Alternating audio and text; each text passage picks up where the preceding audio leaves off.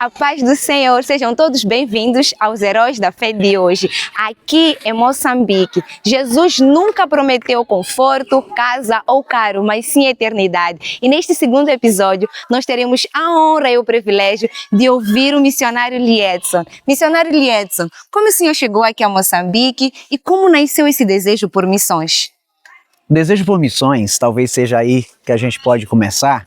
Começou lá nos meus 6 anos de idade, 7, 8, nasci no lar cristão e desde muito cedo a gente teve contatos com a área de igreja, missionários, e aquilo ali foi uma fagulha fortíssima no meu coração para ficar apaixonado com missões. Com 9 anos de idade, Deus nos fez promessas de uma maneira muito clara, que nos traria ao campo missionário. Com 19 anos eu casei, com 23 também, debaixo de uma ordem profética de Deus, saí do meu estado, do Rio Grande do Norte, no Brasil, e fui para o Amazonas, precisamente na cidade de Manaus, pela Assembleia de Deus. Então 1 ano e 4 meses depois, já estávamos sendo enviados aí no ano de 2007 para Moçambique. E quando veio para Moçambique, como é que viu a realidade, a questão da cultura e há quanto tempo o senhor está cá? A gente vai fazer agora 18 anos. Eu creio que no início, 2007, nós fomos... O primeiro campo nosso foi uma aldeia, a aldeia 3 de fevereiro, em Maputo. Confesso a vocês que para mim era como viver sonhos. Então eu não tive tanto impacto cultural. Já minha esposa, Eliane, ela teve um impacto cultural maior ao longo de 3, 6 meses, mais ou menos, até se habituar a essa mudança que é drástica, né? Você sair de um país mais desenvolvido e de repente estar dentro de uma aldeia em território africano. Então não foi fácil, mas Deus ele foi misericordioso e cuidou da gente ao longo de todo esse tempo. E ao longo desses 17 anos, 18 agora com este ano, quais são as áreas em que vocês têm atuado? Nós estamos num local que é um lugar onde o missionário serve, que é o Miúdo Feliz, temos aqui crianças, mas em quais outras áreas? E também falando um pouco sobre o trabalho com crianças. As principais áreas que a gente veio para trabalhar foi a área voltada para pastoreio de igrejas. Então nós pastoreamos igrejas, estamos na frente de igrejas em todas as províncias que nós passamos. Estamos falando de Maputo, Cabo Delgado, Gaza e agora, desde 2014, aqui na província de Sofala. Em todos esses locais nós estivemos pastoreando e tendo ao mesmo tempo um trabalho que mexe com o coração da gente, que é o trabalho com crianças. E aqui o Miúdo Feliz, ele tem esse objetivo. Evangelizar as crianças, temos a oportunidade de educar, dar alguma assistência médica para eles também, vocês sabem a realidade que é o nosso querido Moçambique, e temos a oportunidade de alimentação para cada um deles nesse local. E esse trabalho, de uma maneira geral, na igreja, treinamento de obreiros, de liderança, tem sido o que a gente tem feito ao longo desses 18 anos. E eu sei, porque sou sua ovelha, que o senhor também é apaixonado pela área de ensino.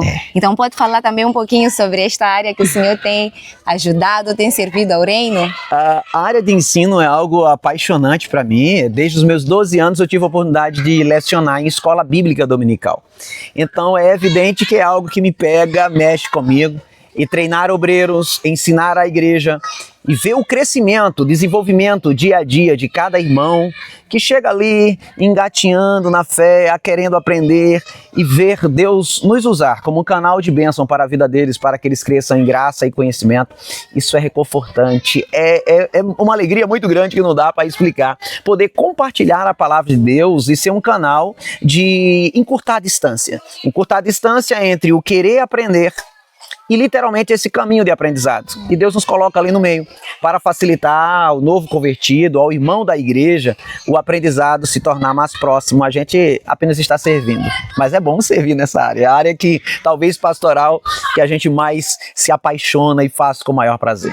Amém, pastor. Hoje nós teremos o privilégio de ouvir como necessariamente nós podemos crer e seguir esse caminho até Jesus. Acredito que muitos que nos assistem ouvem falar de Jesus, já ouviram falar da salvação, mas infelizmente têm uma percepção errada, achando que quando aceitam a Jesus, ele vai dar carro, vai dar casa, vai dar conforto. Mas o que necessariamente as pessoas precisam fazer para ser salvas? Eu acho que a primeira coisa é entender o que é salvação, ok? Salvação é ser exatamente liberta, livre de uma situação adversa, que muitas vezes, neste caso, está colocando em perigo a sua vida. Quando o homem peca no Éden, e todos nós estávamos nele, e somos culpados do pecado de Adão, então não há vítimas, todos nós somos ofensores. Romanos 3, 23 vai dizer claramente que todos pecaram e destituídos estão da glória de Deus. Quando nós temos a percepção que nós somos pecadores, que nós ferimos a santidade de Deus, então nós temos o entendimento que precisamos de Cristo. Há uma necessidade, porque o pecado trouxe um rompimento tremendo entre a criatura e o Criador, entre o pai e agora aqueles que deveriam ser seus filhos. E somente essa conexão de volta, por isso que o Evangelho chega para dizer a uma humanidade perdida, sem esperança, que ainda há esperança. O Evangelho é uma boa notícia, como o próprio nome significa, uma boa nova ou boas novas. E a boa nova é que você não precisa ir ao inferno. Você não precisa ser condenado por causa dos seus pecados. Como eu posso ou o que eu posso fazer para ser salvo? O Evangelho, ele traz algo muito especial. Ele traz esperança. E a esperança é o quê? Você não precisa seguir até a condenação. Mas Cristo é o caminho que consegue de novo te reconciliar, porque o Evangelho traz reconciliação. Então ele traz a reconciliação através do teu arrependimento ao crer em Jesus Cristo como Senhor e Salvador da sua vida. E ele é o único caminho. Nenhum outro caminho existe pelo qual o homem possa ser salvo. Como adquirir perdão dos seus pecados? Somente através de Jesus, que tem todo o poder para perdoar esses pecados. Então, uma decisão de crer no Senhor Jesus e a esperança que é promovida pela notícia do Evangelho faz eu me arrepender, sendo convencido pelo Espírito Santo dos meus pecados, e aí eu abraço Cristo Jesus, que Ele está com perdão garantido e prontinho para entregar a cada um de nós. Amém. Esta salvação é algo que nós precisamos pagar, é algo que nós podemos nos apegar como um amuleto, nós precisamos usar algum pingente ou alguma corda, ou nos apegarmos a alguma água. Jesus é suficiente? Olha, Jesus sim, Ele é suficiente. Nós não precisamos de nenhum sacrifício pelo simples fato que Jesus já fez o sacrifício na cruz do Calvário por nós. Ele é um sacrifício maior do que todos os sacrifícios listados, tanto na Bíblia quanto até fora, na história da humanidade. É o maior sacrifício, sim, porque é Deus que se faz homem e oferece um sacrifício perfeito. João 1,14 diz que o Verbo se fez carne e habitou entre nós. E ele habita entre nós, o Emanuel, com um único propósito: pagar uma culpa que era minha, uma culpa que era sua, para que então nós pudéssemos ter direito a essa vida eterna. Então eu não preciso de amuleto, eu não preciso me sacrificar, eu não preciso de fazer nada no sentido de merecer. Pela graça sois salvo, e isso não vem de vós, é um dom de Deus. Efésios capítulo 2 é muito claro sobre isso. Amém, pastor. E ao longo desta jornada, como missionário aqui em África, já começamos o episódio dizendo que o Evangelho ele não traz para nós conforto, não nos dá casa, não nos dá caro. Então, quais são os benefícios de ser uma pessoa salva? Olha, o benefício, repito, uma base inicial, já que estamos falando de salvação, é esperança. Nós temos uma esperança. E a nossa esperança não morre. O mundo diz que a esperança é a última que morre. Como a nossa esperança é Cristo através do Evangelho, nós, através do Evangelho, recebemos essa esperança. Ok? Segundo, nós temos a garantia de vida eterna. Porque o Senhor Jesus Cristo, para aquele que era condenado, ele agora traz o direito de vida. Aquele que, Romanos vai dizer que o salário do pecado é a morte. Agora Jesus nos dá a vida de uma maneira gratuita. Por isso que a salvação é pela graça, como nós anteriormente conversamos. Não precisamos fazer nada, mas a salvação ela nos traz reconciliação com Deus. Aquele Deus que estava distante, por culpa minha, por culpa sua, por culpa dos nossos pecados, através de Cristo, que foi a ponte, aquele braços abertos, pega na mão do Pai, pega na mão do vil pecador e nos une. Romanos 5,8 vai dizer que ele morreu por nós, sendo nós ainda pecadores. Então a salvação traz reconciliação. A salvação traz regeneração, ela traz uma nova vida. Então isto é um bem precioso. E a garantia da vida eterna que tem em todo esse processo da salvação, a paz com Deus, o gozo, a alegria, Alegria no meio das adversidades, que elas podem nos cercar, elas podem nos atingir, e isso faz parte da vida do ser humano. Mas quem é salvo em Cristo Jesus, ele tem paz com Deus. E sabe que ainda que todos abandonem, ele conta com a presença do Senhor ali do seu lado. Aquele que o sustenta, aquele que dá alegria no momento de adversidade, aquele que abraça ele no momento das lutas. Então, com toda certeza, a salvação tem inúmeras. Aqui eu listei pouquinhas coisas, mas as principais. A esperança, ele vai nos trazer, e a esperança que Jesus há de voltar para nós estarmos para sempre com ele. A esperança de uma vida eterna, a esperança de uma nova vida aqui ainda, nós podendo vencer o pecado. E lembrando que o Evangelho, através da salvação, traz poder. Traz poder para nós vivermos realmente novidade de vida. Os vícios, todo aquele pecado que nos atribulava, nos atingia, todo esse pecado nós podemos vencê-lo, não por mérito nosso, de novo, por causa do sangue de Jesus vertido na cruz do Calvário.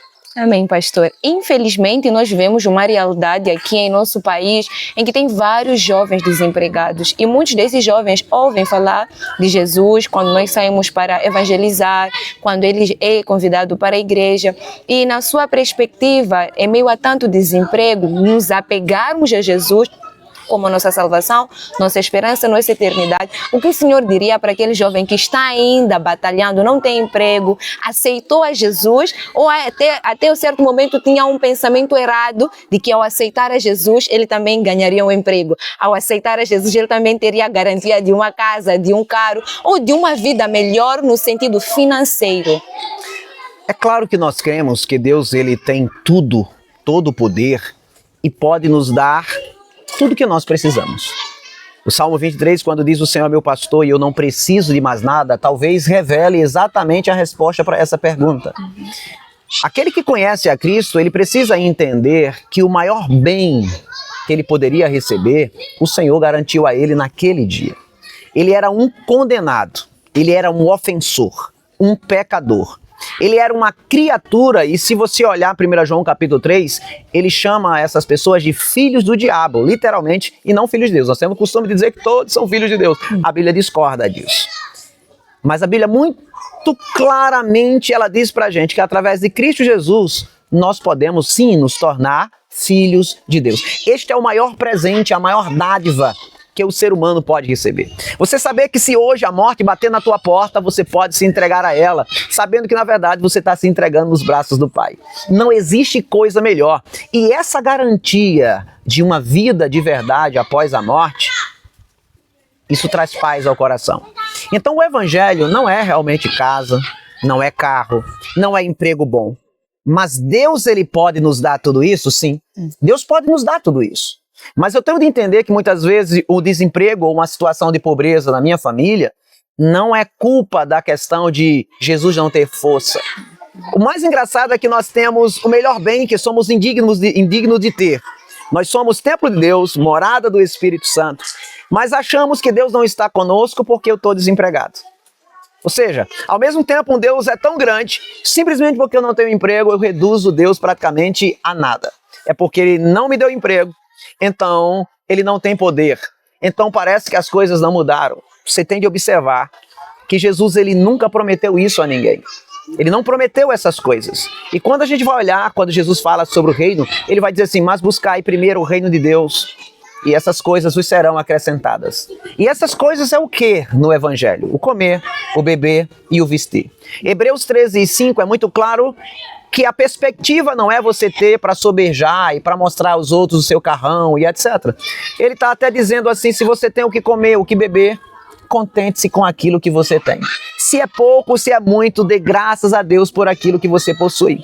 Porque pode ser que em alguma ocasião você não tenha o emprego que você deseja, esteja batalhando e é difícil a oportunidade de chegar, mas você tem um bem mais precioso de todo que é Jesus habitando na sua vida e a garantia de uma vida eterna.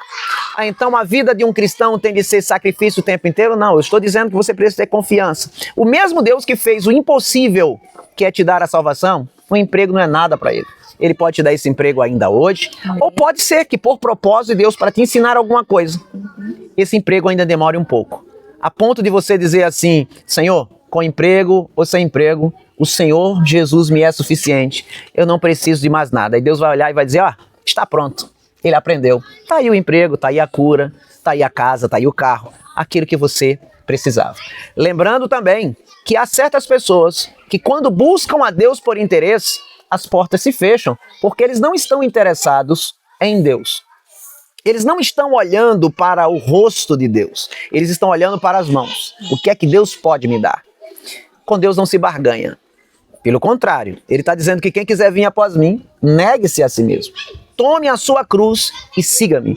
É você que deve renunciar muitas vezes às suas prioridades e dizer para o Senhor Jesus, olha, tu és tudo aquilo que eu preciso. E quando Deus ouvir isso, ele vai dar o que você precisa, sim, mas de que maneira? Julgando pela necessidade. Então, nem sempre o que você acha que precisa realmente é a sua necessidade. Deus vai dar exatamente a coisa certa, na hora certa, da maneira certa.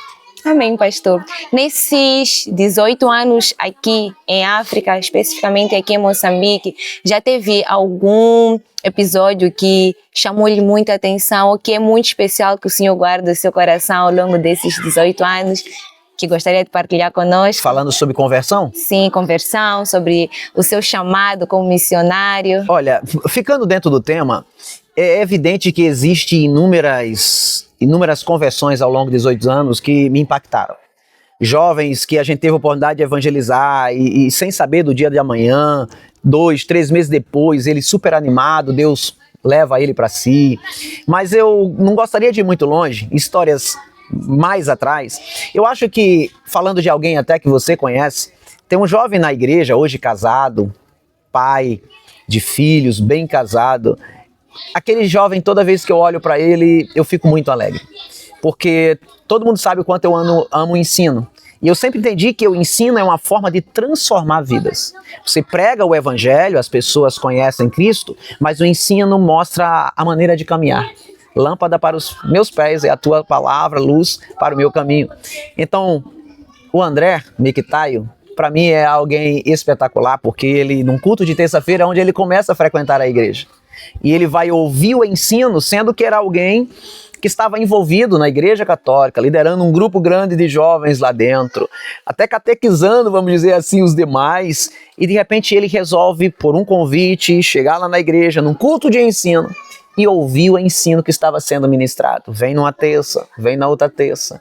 E de repente, num domingo, eu vejo ele entrar. E ele entra e a maneira como a vida dele é transformada, porque naquele mesmo culto ele aceita Jesus, logo depois ele traz a que era sua noiva, ele muda o seu comportamento no sentido de estilo de namoro, ele queria agora ter um namoro cristão, segundo os princípios de Deus, a família dela é impactada, a família dele é impactada. Hoje ele tem inúmeras pessoas da sua família que estão na igreja por causa que ele tomou a decisão de servir a Cristo Jesus. E não só isso, você vê que é o nosso co-pastor hoje. Está do nosso lado hoje, liderando a igreja do Senhor e influenciando outras vidas a servir. Deus tem colocado ele tanto na liderança do discipulado, diretamente, mostrando ele mesmo como exemplo do que Deus pode fazer, mas ao mesmo tempo você tem visto ele liderando a igreja, crescendo, aprendeu muito sobre a palavra de Deus e sendo um canal de bênção para outros. Ao olhar para a vida dele, a gente respira alegre, porque se um dia Deus nos leva deste país, ali nós temos, como ele, inúmeros outros, uma continuidade daquilo que Deus vai continuar fazendo. Cada vida que eles ganharem, eu dou glória a Deus, porque é uma pedrinha lá na coroa para mim também. Amém, pastor. Muito obrigada por tirar esse tempo conosco. O senhor é muito especial para mim. Eu percebo que ao início da série eu já chamando o senhor de missionário e já ao longo da série chamando o senhor de pastor. É um grande privilégio ter aqui comigo e com todos aqueles que nos assistem. E neste momento eu queria pedir que o Senhor orasse por todos nós, né? Para aquele que não conhece a Jesus e que talvez tenha um entendimento errado, que eu acredito que esta série trouxe um esclarecimento muito claro, mas também por aquele que já aceitou a Jesus e ao longo da caminhada vai desfalecendo, vai ficando mais fraco na fé por causa das labutas da vida. Então, neste momento, nós queríamos pedir que o Senhor orasse para terminar. Me permita, a você que nos escutou durante todos esses minutos, talvez você em algumas ocasiões tenha sentido um vazio tão grande dentro de você. Existe uma frase muito conhecida que diz que, talvez você não saiba, mas esse vazio gigante que você tenta preencher com tantas coisas banais da vida, tentou tantas coisas, mas aquele vazio continua lá no final do dia, esse vazio não consegue ser preenchido porque esse vazio é do tamanho de Deus. João, ao olhar o tamanho de Deus, ele não soube como escrever, e ele diz assim, olha, Deus amou o mundo de uma tal maneira que deu o seu Filho unigênito, para que todo aquele que nele crê não pereça, mas tenha vida eterna. Você é alvo do amor de Deus. Esse vazio, essa tristeza, essa angústia, Jesus pode retirar assim. Basta você dizer, Senhor, eu te recebo, eu te confesso como Senhor e Salvador da minha vida. Senhor, o comando é dele. Salvador, ele te livra da morte e te garante a vida eterna. Então, ele prometeu e ele cumpre. Mas eu vou passar dificuldades apesar disso? Sim, no mundo tereis aflições, mas tende bom ânimo, eu venci o mundo, foi o que ele falou. Mas ele também fez uma promessa, eu estarei convosco até a consumação dos séculos. Você não vai estar lutando mais sozinho. No meio da tribulação, você terá paz com Deus. E Deus vai te dar estratégias, sabedoria para vencer todas as adversidades. Eu te convido, vamos orar? Amém. Pai, eu quero te apresentar cada um dos teus filhos que vão ouvir, que vão assistir esse momento onde compartilhamos a tua palavra. Tu conheces o estado de vida que está cada um deles, as emoções atribuladas dentro do coração de cada um deles. Eu te imploro, eu intercedo pela vida deles, meu Pai, agora. Aqueles que estão vacilando, tentando ou pensando em desistir. Meu Deus, dá-lhe força. Espírito Santo, abre a sua mente, o seu entendimento, para que eles possam acessar verdades indescritíveis que estão na tua palavra e a sua confiança seja restaurada. Aqueles que não te conhecem, mas que tiveram hoje a consciência da necessidade que eles têm de ti, ó Deus, que nesse momento, meu Pai, que tu possa, Senhor, diante do arrependimento visível que eles estão tendo agora, possa, Senhor Jesus Cristo, perdoar os seus pecados, arrancar do seu coração esse vazio, essa tristeza e, Senhor, fazer deles a tua morada. Jesus, se torna Senhor deles, salva a vida deles como tu tens prometido e feito um sacrifício tão eficaz na cruz do Calvário. Por eles nós clamamos e os abençoamos, meu Deus, com a tua bênção de salvação, com a tua graça, com a tua misericórdia. Oramos por eles, pelos seus familiares, pelas suas casas, por todos aqueles que estão perto e longe, que são importantes para cada um deles, para que eles entendam que tu és o Senhor que cuida deles, cuida dos seus, e que no tempo certo, o desejo do coração deles são alcançados quando tu és colocado como prioridade. Nós te clamamos e te pedimos, Pai, libera o teu perdão, a tua graça sobre os teus filhos, cuida deles, protege e os abençoe em tudo, em nome de Jesus. Amém e amém. Amém, pastor. E este foi mais um episódio dos Heróis de hoje. Então, nós queremos louvar a Deus pela sua vida. E lembre-se, Jesus, Ele te ama e Ele tem esperança e eternidade para a sua vida. Deus abençoe. Até o próximo episódio. Uau! Eu me controlando para não chorar no vídeo.